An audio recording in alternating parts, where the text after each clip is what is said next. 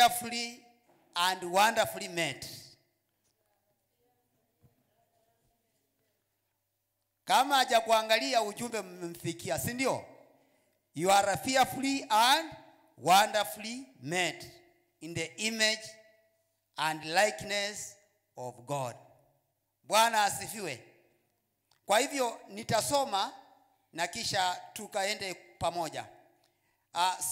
Mwanzo sura ya 1 mstari wa 24, Biblia inasema, Mungu akasema, na inji izae kiumbe hai kwa chinzi zake, mnyama wa kufukwa nacho kitambacho, na wanyama wa mwitu kwa chinzi zake. Ikawa hivyo.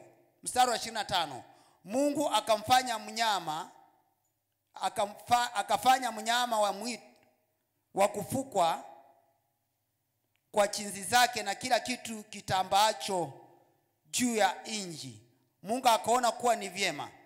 Mstari wa 26, Mungu akasema, na tumfanye mtu kwa mfano wetu, kwa sura yetu, wakatawale samaki wa baharini na ndege wa angani na wanyama na inji yote pia, na kila chenye kitambacho juu ya inji. Wacha tushukuru Mungu.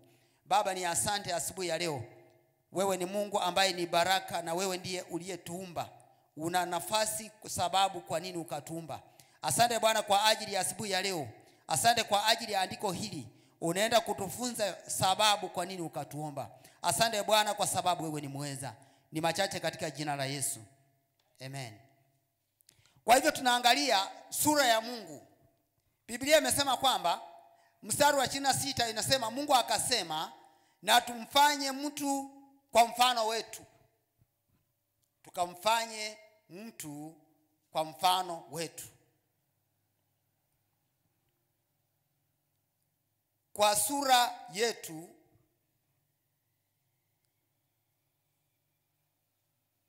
wakatawale samaki wa baharini na ndege wa angani. Kwa hivyo tunaangalia kwamba tunaangalia sura ya Mungu. Watu wengi, watoto wanaposaliwa wanasema anafanana na mzazi wake. Huyu anafanana na mama, huyu anafanana na baba, huyu anafanana na babu yake, huyu anafanana na nyanya yake. Ani wanaona sura yenye ako nayo, wakiangalia sura ya watu wa ukoo wake wanafanana. Hiyo ni sura ya nje ambayo watu huwa wanatambua watu. Wengine wanatambua watu kwa chinzi wanavyoongea. Wakati Mkikuya akiingia hapa akiongea, tuna maneno mengine akitamka, tuna herufi zingine hawezi kutamka. Vile vile Mkalenjini ni hivyo hivyo, na Wacharuo ni hivyo hivyo, na sisi Waluya hata tuna shida kati ya kusema pa na ba. Watasema huyu ni Mluya ama ni saidi yeko. Waluya wanapenda kusema na esapatako ko iko nyuma. Utasema wewe ni Mluya. Unatambuliwa kwa chinzi unavyoongea, unatambuliwa kwa sura yako. Wengine kama ni wa Sudan wanatambuliwa kwa urefu wao. Watu warefu duniani Sudan. Lakini Biblia hapa ni Mungu ambaye aliwaumba wale warefu. Ukienda Kongo, watu wanaitwa mbilikimo, wafupi sana. Utawapata huko. Sema wewe unatoka Kongo. Tuna wanafunzi wanasoma teknika hapa hivi. Huwa tunawauliza mlitoka Kongo? Kasema hapana, mimi natoka tu hapa na Rondo. Hajui kwa nini wanamuuliza wewe unatoka Kongo. Watu wa Kongo ni watu wafupi. Sura zao zinajulikana. Tuna wale ambao ni weusi, tuna wale ambao ni weupe, kulingana na vile Mungu alionelea wakaweze kuumbwa. Kwa hivyo sisi wanadamu tumeumbwa kwa sura ya Mungu na kwa mfano wa Mungu. Mtu anakuuliza, nilikuwa na wanafunzi werefu sana darasani, wakaniuliza, mwalimu wa darasa la kwanza, huyu Mungu ni mume au ni mke? Wanafunzi wanauliza maswali, huyu Mungu ni wa kiume au ni wa kike? Na yeye anataka jawabu. Na mimi nikamjibu, kwa tunasema mama yetu aliye mbinguni ama baba yetu aliye mbinguni?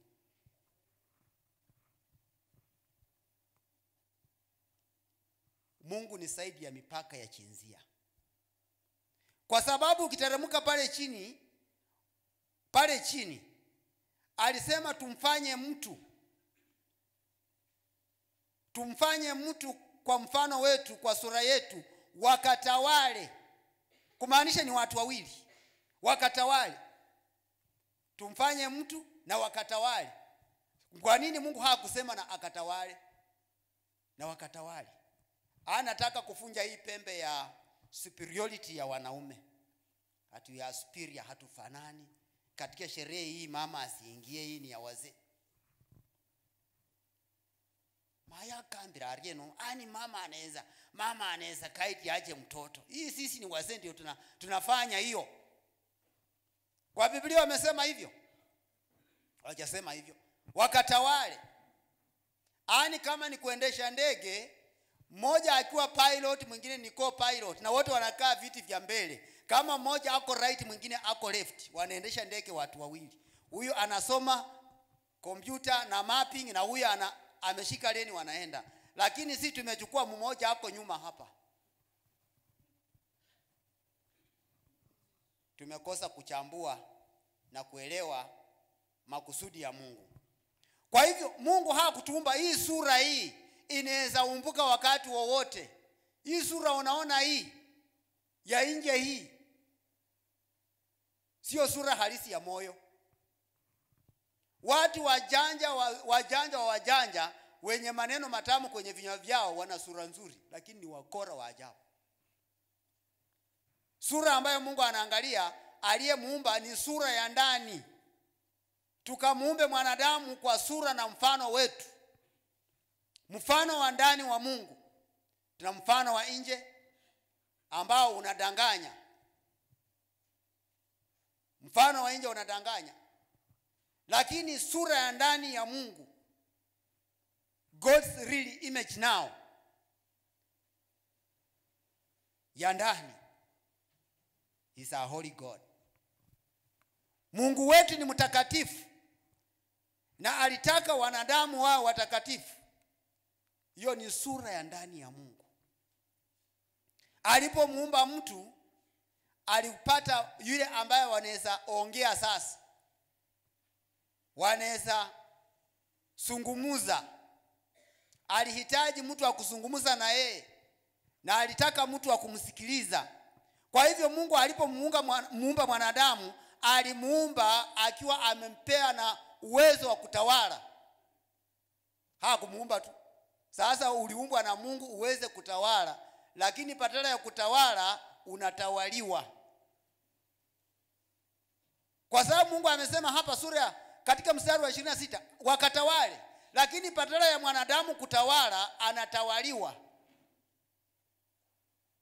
Ndio mtu amechonga fimbo fulani, ameweka kwa nyumba, okunokumwilima kukira bandu babona bilima, ani kweno kumutawala, huyo sasa ni kiongozi wake. Wameweka katika nyumba, wameweka katika milango, wameweka katika masisi ya ng'ombe, atie inalinda. Sasa hiyo kisasa inatawala. Wewe hautawali, mamlaka ulitolewa. Unainamia vitu ambavyo vimekufa, lakini Mungu alikuumba ukaweze kutawala. Utawale wanyama. Ndugu zetu wanaotoka Busia upande wa juu wanasema wanafuka msekope. Wana sababu kwa nini wanafuka msekope. Enda Tesoland, utapata msekope huko. Msekope ya. Hata akisaliwa leo ni msekope. Anatawala. Tulikuwa na rais hapa Kenya, alikuwa anasema tawala Kenya. Na alikuwa na mkia. Tulikuwa na rais alikuwa na mkia na mwingine na fimbo. Wakasema unajua hii mkia ni wa mnyama gani? Kuna kwemboko. Hii ni ya buffalo. Kwa hivyo akikuja naye akifanya hivi sasa ya buffalo inatawala. Sio hiyo. Na imekufa. Apelekee wakinyozi wapanguzie watu vichwa. Sio hiyo. Mungu alikuwa na sababu kwa nini akatuumba. You are not a mistake katika nchi ya Kenya. You are not a mistake katika hii kanisa. Mungu alikuumba na sababu. Kwa hivyo katika uumbaji wa Mungu, amemuumba kilema, anajua sababu ya kukuumba kilema. Sasa kilema si kiteka uchumi. Hata kwa sababu ni kilema sasa, mzazi sasa amesema ni kukuchukua kwa baiskeli, leo soko iko na Rondo ama wapi, wanakuweka kwa junction ya soko wakusanye pesa. Wanakupeleka Chwele siku ya market day, wanakusanya pesa. Hiyo ndio makusudi ya Mungu. Mtoto kwa sababu amesaliwa kilema anakuwa kiteka uchumi kwa familia. Si hivyo.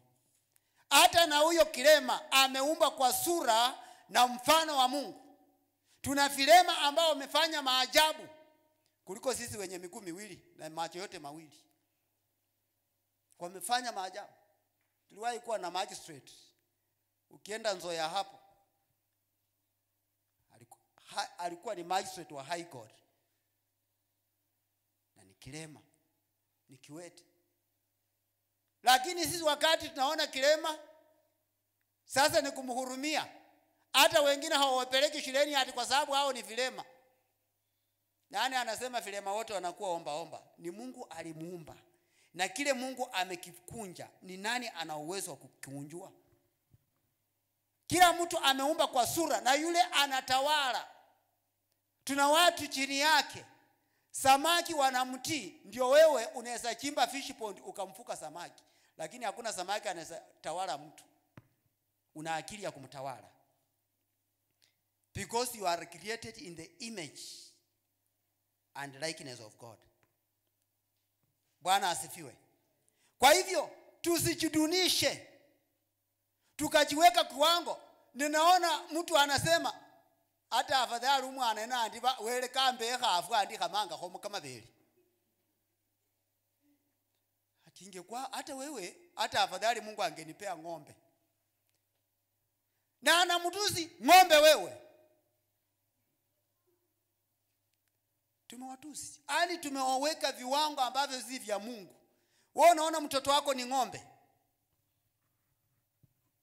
Na yale matusi, wewe ng'ombe. Kwa sababu mimi ni ng'ombe na nimetoka kwako, kwa hivyo wewe sasa ni ng'ombe mkuu. Kwa sababu ng'ombe anasaa ng'ombe. Wewe ndiye mwamba, nimechongwa ndani. Kwa hivyo ukiniita mbwa, nimechongwa ndani yako. Na pepa hiyo sura yako. Kwa hivyo Mungu ametuumba na kusudi. Hajatuumba tu. Ukiondoka duniani umepewa nafasi ya kuishi. Sio kuishi tu. Una sababu ya kuishi. Na una sababu kwa nini Mungu akakuumba. Una sababu ya kuwa hai leo. Kwani wewe unashinda nini wale walikufa jana? Hata wengine wamekufa saa 12 asubuhi. Hata tukisema hivi, ukienda hospitalini mtu waka anarusha mateke. Wewe unamshindia nini? Mungu ana sababu kwa nini akupe nafasi ya kuishi. Mambo ya kufika uzee useme kama ningekuwa kijana ningefanya hili na hili. Mbona usifanye saa hii wakati huu? Kwa sababu uko na nguvu zako. Kama ni kuimba, Isaac kaimbia Mungu kana kwamba hutamuimbia tena. Kama ni mcheza vinanda, cheza kana kwamba kinanda kana kwamba vitole vyako viliumbwa kwa njia ya kumuimbia Mungu. Hautatoa sauti lakini vitole vyako vinatoa sauti. Bwana asifiwe. Wengine Mungu amewapea vitole vizuri. Wengine kushika keyboard sauti haitoki. Ni kama kilema sasa, hata huwezi tafuta tune inaenda wapi. Lakini wewe una baraka za Mungu. Ukifanyako tu hivi vitole vyako na watu wananyenyekea. Tuna nguvu katika vitole vyako. Mungu hakukuumba tu. Tuna sura ya Mungu ndani ya mikono yako. Bwana asifiwe.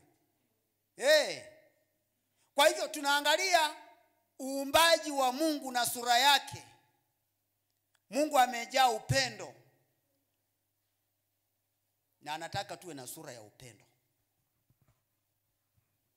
Sio leo unaniambia maneno mazuri, nikisha kupika kisoko unanisengenya. wewe ni sawa na nduma kuili. Omanye hiyo nyama fura. Hiyo nyama fura ile kwa kimirwe kibili. Ukishika huku inaenda huku. Ukishika huku inaenda huku. Ukiwa karibu unaongea mazuri, unanisifia vile mimi ni mzuri. Nikishaondoka kikao kinakaa sasa kukuchambua ukurasa baada ya ukurasa. Vile uko failure, vile uko useless. Vile unamaliza tu wakati. Lakini nikiwa na wewe, brother wewe, hata ungekuwa tu nini wetu bwana. Wewe ndio ungekuwa preso. Wewe ungekuwa preso wetu. Ukishaondoka, huyu akwe preso. Huyo. Lakini huyu mwenye amekwambia saa hii ndio anapadilika, anaongea yale mengine. Mungu akikupea kitu hajuti kwa nini alikupea. Akiamua kukupea mtoto, amekupea. Ni wewe mwenyewe ujue kumtunza. Wale kama lianga sababu ni kama nilikuwa kwa hoteli hapo na Rondo. Unajua watu wana make funny statement. Sasa yuko msichana mwingine huwa anapika kwa hoteli. Sasa huyu amekuja kununua, ati tafuta wewe msichana mwenye Mungu alikuwa amechoka kumuumba akaacha udongo mwingi kwake aniletee lunch. Sasa nilikuwa nimekaa hapo nikingoja huyo msichana mwenye Mungu alikuwa amechoka akiacha udongo mwingi kwake. Kutoka jikoni akakuja. Tuna watu wenye Mungu aliumba wakati yako fresh na wengine aliumba wakati amechoka. Hizo ndio statement za watu. Sasa wewe watu huwa wanasema nini? Sijui kwa nini alikuwa anasema wewe ile kabaru ile kaumba na aruile. Sijui aliona nini? Kulingana na macho yake. Yeye aliona Mungu alimuumba kama amechoka. Na Mungu, Biblia inasema kwamba Mungu hasinzii wala halali. Sasa Mungu huwa anachoka saa ngapi? Mungu huwa hachoki na mtu. Na mkono wa Mungu si mfupi usiweze kutuokoa, ila ni dhambi zetu. Ni dhambi zetu sinatuweka kando na mapenzi ya Mungu. Kwa hivyo Mungu anapenda kila mtu akaweze kuokolewa. Anapenda kila mtu aishi maisha mazuri. Lakini hata kuchakulia vile mchungaji askofu huwa anasema, wewe unachukua yale ya kuishi. Kenda sokoni unachukua nguo ya kufaa. Juzi watu wakamchai chwele wamewakata mapanga, lakini wakasema hapana, tunachukua kiongozi ambaye tunataka. Hata kama mtatukata mapanga, hata kama punduki sitalia, tutachukua. Wakafanya hivyo. Kwa hivyo Mungu ametuumba tukamsifu. Hajatuumba tu ukae tu. Kwa sababu ya uzuri wake, Mungu ametupa nafasi ya kumsifu kwa mambo makuu ajabu.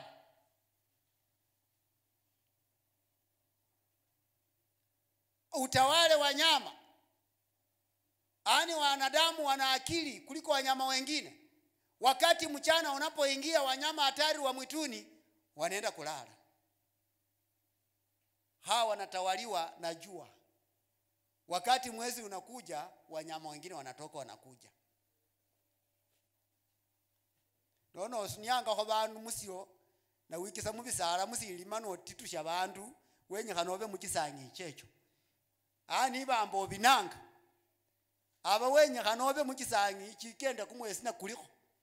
Sikiro mu bintu bali akenda anga sichula. Na Mungu amekuumba hakupendeza aone mtu akikuwa uji.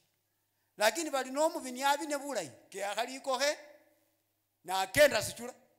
Nga na kubona na bamayi na boburi. Hane keso ngiresa kimi bigera mu lyango obusa. Wako na ujuzi. Sijui ule ujuzi walitoa wapi. Ati mtu wako uji na ameweka miguu kwa mlango juu amehanga. Sasa ukimulika tochi, mtu amehanga uji nje. Mungu alikuumba ukuwe na hiyo sura. Watu huku nje wanafanya mambo wako. Ati sasa yeye pia wako na vyeo. Huyu ako na cheo, yeye ni headmaster wa sasa wa Babini. Ani ako na ushujaa wa kufanya yale nimesema. Anapewa cheo. Mungu hakukuumba ukue hivyo. Mungu alikuumba tofauti. Nitaunganisha Mwanzo sura ya 1 mstari wa 26 na Efeso 2:10. Tusafiri pamoja tuende kwa kitabu cha Waefeso 2:10. Kitabu cha Waefeso kiliandikwa na Paulo. Mara nyingi tunaweza soma vitabu lakini hatuelewi ni nani aliandika na kwa malengo gani. Biblia inasema kwamba maana tu kazi yake tumeumbwa katika Kristo Yesu tukatende matendo mema ambayo tokea awali Mungu aliyatengeneza ili tuenende nayo. Maana tu kazi yake. Mimi nimeona ukitaka kupasua kuni unatumia shoka. Lakini nimeona mtu anapasua kuni akitumia panga. Yule aliunda panga hakusema panga liwe la kupasua nini? Kuni. Lakini kwa sababu linatumika kwa kazi isiyofaa na hatimaye linavunjika.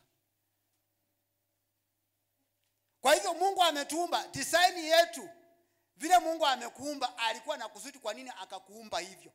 Kwa nini akaumba wengine wakuwe panga, wengine wakuwe sufuria, wengine wakuwe mwiko, wengine kichiko?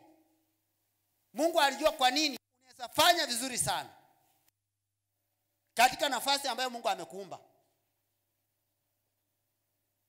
Kwa hivyo sisi Biblia inasema kwamba kwa maana tu kazi yake tuliumbwa katika Kristo Yesu tutende matendo mema. Hakuna mahali tumeruhusiwa kutenda matendo mabaya. Hakuna mahali wamesema mwizi akipatikana tumwakie mafuta tumchome tumuue. Hakuna. Na hakuna mahali wamesema tulipize kisasi. Kisasi ni cha Mungu. Ati sheria ya Musa ati sheria ya Musa ilikuwa inasema chino kwa chino na chicho kwa chicho. Mtu akikukata chicho unamkata chicho.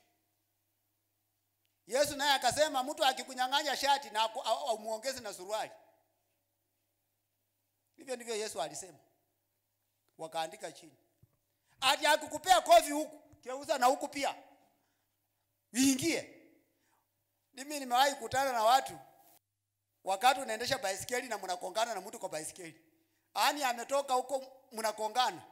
Mkiamka ngumi huyu ngumi baisikeli zimeumia na pia nyinyi mnaendelea.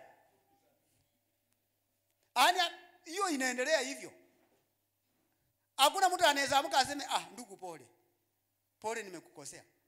Wewe umenikonga, nilikuwa upande wangu, wewe umekuja mkono wangu. Sasa ngumi siendelee. Haya. Hivyo vitu vinatendeka huko nje. Mtu akikukanyaga unamkanyaga. Lakini sura ya Mungu inasema kwamba mtu akikukosea msamehe. Hiyo ndio sura ya Mungu. Ndiye akatuumba katika sura na mfano wake. Hiyo ndio sura ya Mungu. Sura ya msamaha. Sio picha tu. Tuko na watu wanatengeneza machati ya kuleta fear in marriages. Machati ingine mzuri iko na maneno consequences ya kuingia katika ndoa. Yule anaandika hapo ndani ya ndoa. Wameandika machati mzuri, ukiangalia ujumbe uchunguze vizuri. Ndio ujumbe ndio, lakini ukiutendea kazi ule ujumbe unaweza kuletea shida katika nyumba yako. Chati mzuri. Shetani naye ni mwerefu, anapenyeza, anajua language yenye inaweza futia wa Kristo. Anajua. Na anaenda naye. Kwa hivyo sisi tumeumba katika sura na ili tukaweze kutenda kazi ya Mungu. Wewe unahudumu huko nyumbani.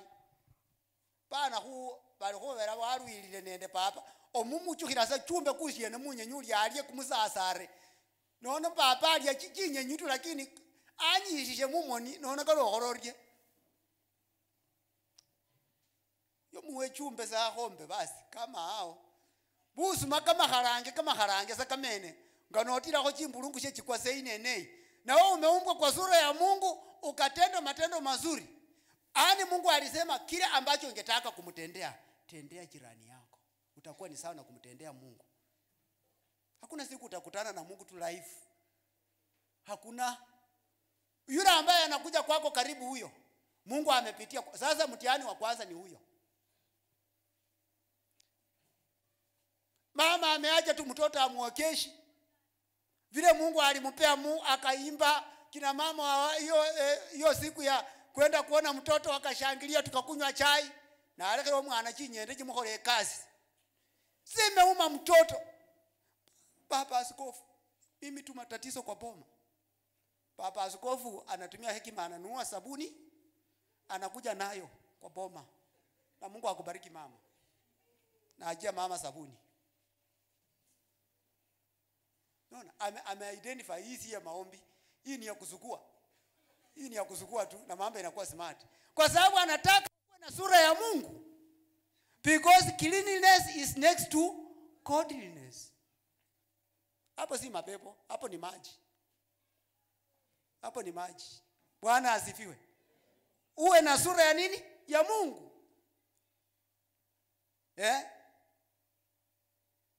Kwa hivyo tunapokuwa na sura ya Mungu, we are fashioned. Watu wenye wako very beautiful. Sio wale tunaona wanajipea makeups nini, wameacha mavitu hapa. Tuna watu wako na sura nzuri lakini tumewaachia funza, umewafanya maneno. Ano kwale kachinyende chabe unda homara chabe wezure chinyende. Lakini Mungu alikuwa ameumba na sura pomba. Lakini kwa sababu tulikosa kuwajipikia, mtu akiona mtoto wako anamuona tu wewe ni wakutaka wa msaada. Ndio yana kumwebu yeti. Hanewa muleka busa. Ulimwacha. Bwana asifiwe. Tusiache kufanya sehemu yetu. Ndio Mungu akasema tutawale, tuna uwezo wa kutawala uchafu. Sio utafu tutawale. Uchafu wa akili. Unajua vile unafikiria. Unafikiria nini? Na mawazo mengine ukifikiria, watu wanasema tuna mmoja wa walimu wangu alinifunza mahali pasuri pa kutengeneza pakuwe pasuri ni bedroom. Tuna spend pesa nyingi kutengeneza sitting room. Watakuja hapa na unalala kwenye matatizo. Sasa wakati unaota huko kwa milima, niko kwa maponde, ni vile mkotora imekaa, wewe unafikiria niliona maono, kumbe mahali unalala iko na tatizo. Uko kwa mashimo kidogo. Unaamka asubuhi leo shetani, kumbe mahali unalala kwa sababu sitting room hata labda 2 hours ikaisha kwa sitting room, lakini anasema bedroom ukienda kulala saa 3 unaamka saa 12 asubuhi. Pia makunguni niliwahi nifahamia. Sasa mimi niliona kakireza kanarusha mateke. Mateke kwa kitanda. Nikasema sawa. Lazima ujue kunguni kwa hii dunia. Ni Mungu ndiye aliumba kunguni. Rusha mateke. Alijai kaambia kitu gani ilikuwa inakasumbua. Walisema kunguni tutawale ama tutawale kunguni. Tutawale wanyama na wadudu. Tutawale. Tukiwaacha tutawala. Ndio tuko na uwezo kampuni za kutengeneza sumu. Kwa sababu tunataka kutawala. Tuna kampuni imetengeneza hizi neti za mosquito anakuja na kuangalia huko ndani. Ani living together with wild animals. Hakuna haja kuwa mosquito sasa. Inaniangalia tu kina ifiki. Niko ndani. Si hata shule wanafunzi usiwe panya. Tunaweza make use of panya. Tuko na aina ya katapila inatengeneza uzi. Wale watafanya kampuni za kutengeneza nguo, tuko na katapila moja inatengenezanga uzi. Sasa ukiipata watoto wangu wanapika katapila wanaua. Naua hii katapila ni hatari. Lakini tuko na aina moja. Mungu aliweka na design ya kutengeneza uzi. Na mtu kwa sababu anatawala anachukua ule uzi anakutengenezea sweta. Pita hapo uko Pomba. Hey, sweater is bad. Toko Katapila. Wamasai wanakuja na nyuki, wanakuja na asali. Design ya Mungu alitengeneza nyuki ikao ya kutengeneza asali. Na hiyo asali tunachukua, tunainyang'anya kwa lazima, tunaenda na moto kwa lazima, tunakuja tunakutuuzia wewe. Design ya Mungu kutengeneza nyuki inatengeneza asali. Nyuki ni ana akili kuliko mtu, ama wewe una akili kuliko nyuki? Ndipo mtu anahesafuka nyuki. Unaona mtu nyuki natoka kwa nyumba inaenda nje, yaani ni wako hiyo zake kwa nyumba ndani. Na wakati na haui. Wale ambao wamesoma sana wakisonga mbele watapata kitu inaitwa smoker. Hiyo smoker ni kuweka tu hiyo moshi ndani ya msinga, nyuki wanarudi nyuma, na unachukua wako tu asali lakini na unachukua wako hii unapeleka sokoni. Wewe hapo nje umetengeneza karai ya sukari, umepanda panda maua. Hiyo ni business yako.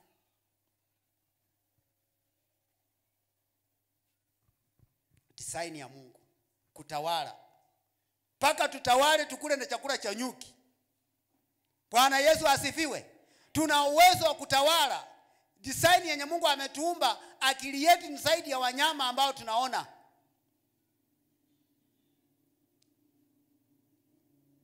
Bwana asifiwe. Kwa hivyo Waefeso 2 sura 2 mstari wa 10 inaendelea kusisitiza tu kazi yake. Kila mtu ambaye ameumbwa ni kazi ya Mungu. Lakini tunapojichanganya, shetani anatukoroga na tunaanza kuwa na sura ya shetani. You just idol.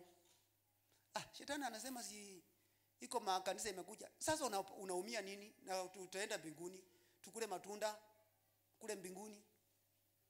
Tukae tu. Tunasoma nini? Tunasoma nini na tutaenda huko mbinguni? Tukule matunda na tukunye maziwa. Tusisome kwa sababu mbinguni iko matunda. Nakwambia shida zitakufahamia kwa pomo utashangaa. Lazima watu wapate elimu. Lazima. Kwa sababu kizazi ambacho hakina elimu kinaishi maisha ya kiza.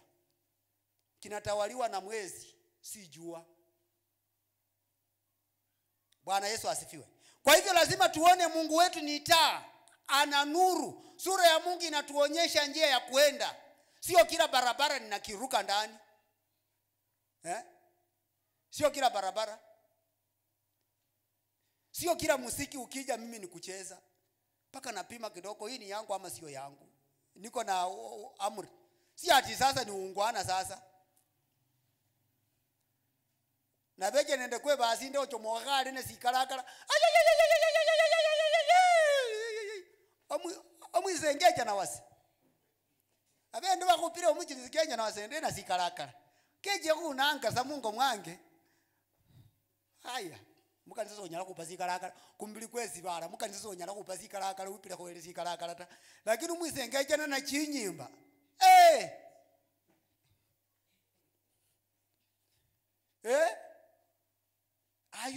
Angalia design yako vile Mungu amekuumba. Design yako. Mungu ameumba watu wana vipawa lakini wamevifunika blanketi. Tuna watu waimbaji wazuri hapa. Waje niwaambie. Hii nimekuwa nikifanya postmortem yangu polepole tu hii church. Na waimbaji tu wazuri. Lakini funza ilifahamia sasa wanatembea kama Obama. Jameni. Hauimbi kupendeza mwanadamu. Na yule aliyekupea sauti ni Mungu. Bwana asifiwe. Wako na sauti nzuri. Kinanda kikuwe kikosekane unaingia mara moja.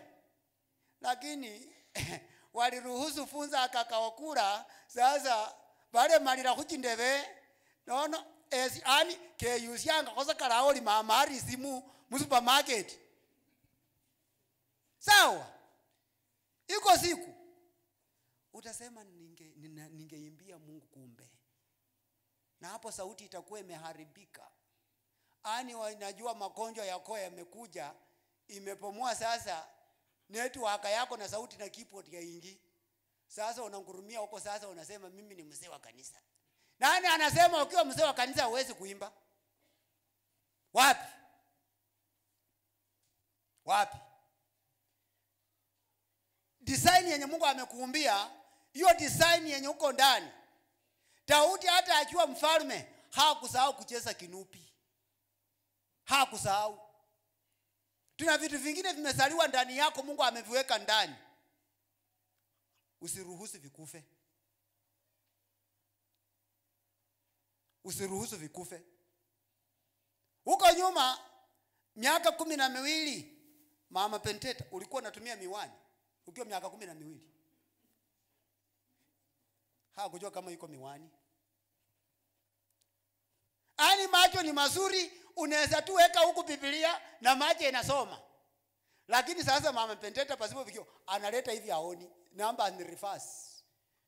Tumia Mungu wakati macho yako hajaenda reverse. Tuna wakati macho inasoma reverse. Na ukiangalia kitabu hivi tu machozi tu. Oraliranga sina anuasa. Holira sina. Machozi tu. Vile tena mwangaza ikimulika tu hivi na macho inaanza kutoa machozi. Saa hizi macho ni smart. Bila kula carrot uko sawa. Patia daktari akuweka kwa sasa kwa makaroti yenye hata hutaki kupanda. Ogalie jikaroti mbasamba sire mara jimo ni abacha hairani charuile. Wakati kitu kimeisha tukamtumie Mungu wakati tuna nguvu. Wakati kiza halijaingia, kiza la miaka 80 likiingia, paka bahubo Yesu no kende. Buza umeisha. Otiotiokera buza. Kiza limeingia. Noromo ruwime bila fimbo mkwini hivi. Matengeye. Kiza likiingia. Wale watu unaona mashuhuri. Mimi niliona rais mwingine sasa ameketisha kwa wheelchair. Wanapeleka room 1. Huyu ni special. Waache tumpeleke special unit. Anakaa huko. Lakini aliwahi kuwa na nguvu. Alikuwa na uwezo wa kufanya, lakini wakati uwezo sasa uzee umeingia, magonjwa yameingia, hautatumika vile ulikuwa unatumika. Utakuwa umeenda. Utakuwa umeenda. Umesahau. Wale vijana wetu na washauri, kama leo hutaamuka kwa usingizi, pale mbele si kuzuri. Pale mbele tuna matatizo makubwa sana. Na mna uwezo wa kufanya hivyo wakati akili yenu pato ni fresh. Wakati mtoto anajifunza kuongea.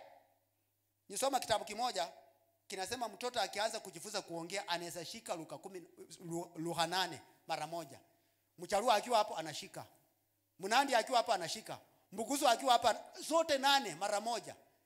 Sayatu no wikhala khosine ndo mutesyo bala wa mahoro makhosa rutesyo makhosoli akipi ali akipingi awezi maji hauwezi. Lakini wakati ukiwa hivi ndio unajifunza, kila lugha inakuja unashika, akili inakuwa kama spark, kila inakuja. Lakini itafika mahali hakuna. Wewe unafikiria Papa Askofu atapaki tu na nguvu huko mbele?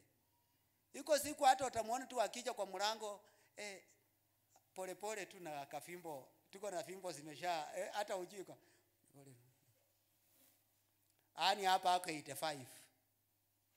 Analoketi mahali pa kukaa. Kama una nguvu, bado uko na sura ya Mungu ya kufanya kazi.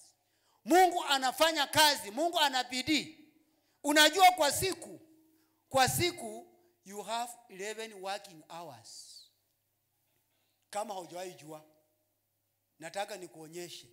We have 11 working hours. Wakati unasoma Biblia, usisome tu kumaliza. Mimi nilisoma na nikaona I have 11 working hours a day.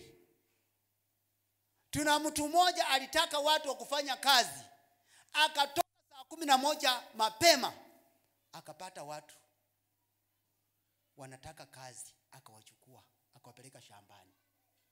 Wale wanaamkanga mapema aliwapata.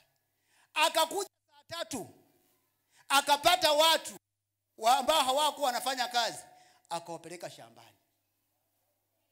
Akakuja saa 6 akapata wengine, akawapeleka shambani. Akakuja saa 9 akapata wengine, akawapeleka shambani. Akakuja saa 11 jioni akapata wengine. Saa 11 jioni wameandika kwa Biblia, akawapeleka. Na huyo wa saa 11 alifanya kazi kwa lisali moja, just 1 hour. Na tuna mtu alikuja saa 11 asubuhi, walimaliza saa 12. Nao saa 12 ndio sasa malipo yako saa 12. Huyu amefanya kuanzia saa 11, saa ya kazi saa 12. Wanaanza kulipa. Unafanya kazi dakika 2 na unarudi kwa simu. Unarudi kwa simu, unaanza sasa kusakura simu. Mtu anaweza kaa kwa simu kuanzia saa 1 jioni mpaka saa 7 na ajoki. Ako TikTok. TikTok. So, our God is not an idol. And God is God of order. Hiyo ndio sura ya Mungu. Ati umekaa tu kwa simu. Hapana. Ati unajua simu leo hii ndio inakupea kazi. Wewe kaa kwa simu. Kaa kwa simu. Ni sawa na tangazo, unaenda unapata pakiti ya mahindi. Imechorwa vizuri, iko na hindi mzuri, atukipanda tu mbegu. Inaweka tu hii. Wewe ukiangalia hiyo picha, nataka tu hii. Na unachukua hiyo, unaenda ati ukipanda hii mbegu, ukipanda kwa eka moja makunia 40. Na ukiona tu vile wamechora vizuri vile unaona hiyo mahindi. Hii mahindi inaweza pata. Enda weka kwa shamba. Kupata tu makunia 2 ama 3 utashangaa. Hii ilikuwa ni lugha ya marketing. Marketing. Lakini the real life now ni kwa uwanja. Ukiona huku mtu amesema eka moja imempea makunia 40. Nataka nikuambie hivi, enda umuulize siri ya makunia 40 alifanyaje. Ukiuliza mama Penteta alifanya kwa agriculture, atakwambia hivi, enda tafuta lori safamu yard, lori 5. Mwaga kwa hiyo shamba. Kwanza unalima kwa jua, umwage hiyo mbolea na uende utafute tena mifuko 3 ya mbolea. Mifuko 3. Nunua DAP mfuko moja, top dress ya urea mfuko moja, CN mfuko moja. Time funa yale mahindi 40 bags. You do it timely. Ndio Biblia inasema let us redeem our time. Let us redeem our time. Our God is time conscious. Mungu hafanyi tu vitu. Kwa nini alikuwa na siku ya kwanza? Mbona hakuumba mtu siku ya kwanza? Mbona hakuumba mtu siku ya pili? Mbona hakuumba Mungu siku ya 3? Akafiku siku ya 6, saa ya mwisho anakamilisha kazi. Ati kwa sababu wewe sasa wewe ni sasa ni ndume. Sasa unazaa tu watoto ujaze dunia. Ati Biblia ilicommand. Sawa watoto, wewe hoa tu paka ufike mzee. Sasa ukifika miaka 80 na uko na watoto, watu wengine wanafurahishanga bwana. No likimiaka 80, mara baruna handa kaora munja kali. Hiyo ni sasa hiyo ni nini bwana? 80 years. Nani atalea huyu mtoto sasa? No benyo shaka na mwiro weza ka benyo sha mwiro. Wezi basabi hata wewe bila kusaba mumone kai. Basi wanapanguza mtoto wewe pia wanapanguza uso. Potawe nona abe kuka na mwe papa. Bandu bala kubalangeza kulikuka. Bakuna anya kumurweta.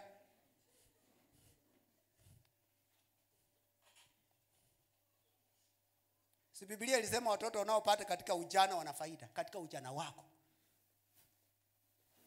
Katika ujana wamesema sawa na mishale iliyowekwa kwenye bodo.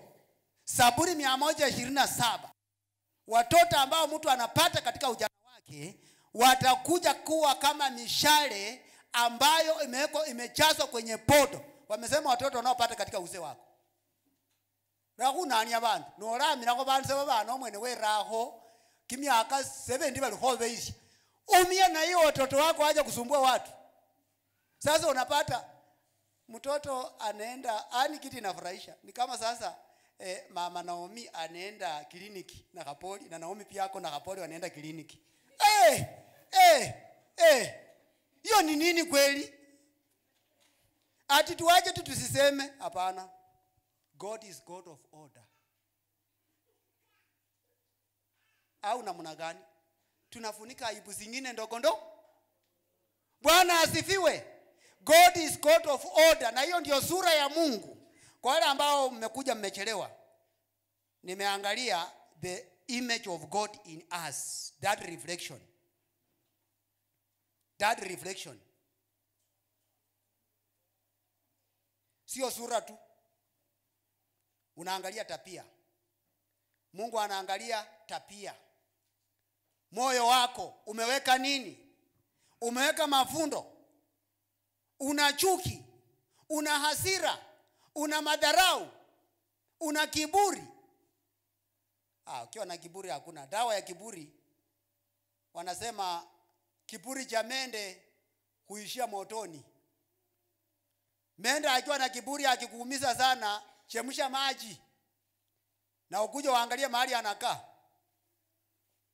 Watu wa Sodoma na Gomora walikuwa na kiburi. Mungu akawaambia nyinyi ni wa kiberiti. Siwezi kuacha. Paka mnasumbua mnataka kuona ma angels. Saizi watu wageni wanaanza kuja kwa kijiji. Sichana wageni kuja kwa kijiji. Sasa unaona toka mfulana kanapita. Nimeona hapo mgeni kwa boma bwana. Hii mgeni imetoka wapi? Sinipei hii mgeni. Nipei hii mgeni. Huyu ni kuso wangu, ni kuso. Kanatoka wapi? Wewe usiende na baridi. Iko jamaa mwingine hakuwa ajui tofauti kati ya Chwele Girls na Ruguru Girls. Sasa amekutana na msichana. Sasa anamdanga, unasoma wapi? Mimi nasoma Ruguru Girls. Na wewe? Mimi niko Chwele Girls.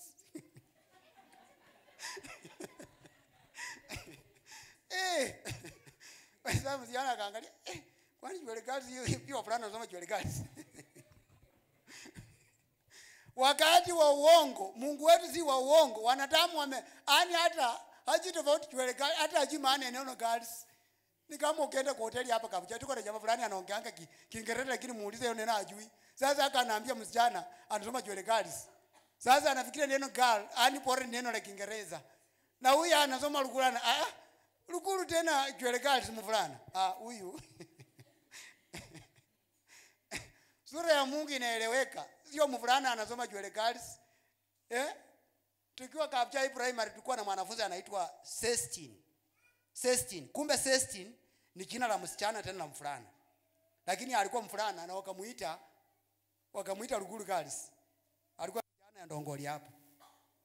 Alikuwa amepata kwenda professional school. Lakini barua ilikuja wamemuita Ruguru Girls, yeye ni mfulana. Walienda kupatisha akaenda Kamusinga. Hata tukipea watoto wetu majina, tujue hili na mfulana jameni. Bwana asifiwe. Siku hizi tuko na maronyi ati ni wasichana na kina baba. Hapana, hiyo nimekataa. Siku moja sita alikuwa ameng'ara kwa karongi nikasema karongi ni kademu bwana. Pia nisema yako TV akaenda kwa nyumba akatoa na akatupa. Bwana asifiwe. Tuwe original because our God is original. Waje tushukuru Mungu. Baba ni asante kwa sababu ya asubuhi ya leo, ninakuinua, ninakubariki. Umekuwa baraka, umekuwa mwema na mshindi katika maisha yetu. Umesema kwamba umetuumba katika sura yako na mfano wako ili tukaweze kutekeleza kazi zako. Baba ni asante kwa sababu unaturuhusu tuweze kujijua. unaturuhusu tuweze kujiona ndani na kuelewa kwa nini ukatumba Bwana. Asante Bwana kwa ajili ya asubuhi ya leo. Asante kwa sababu ya baraka zako asubuhi ya leo. Asante kwa sababu ya ushindi wako asubuhi ya leo. Unatupigania, unatuwezesha, unatuchenga na unatupa peleka kiwango kingine. Kwamba sura ambayo unataka kanisa hili ikue Bwana, ukatuwezeshe Bwana ili tukaweze kufanya makusudi yako. Asante Bwana kwa sababu wewe ni muweza. Ni machache katika jina la Yesu.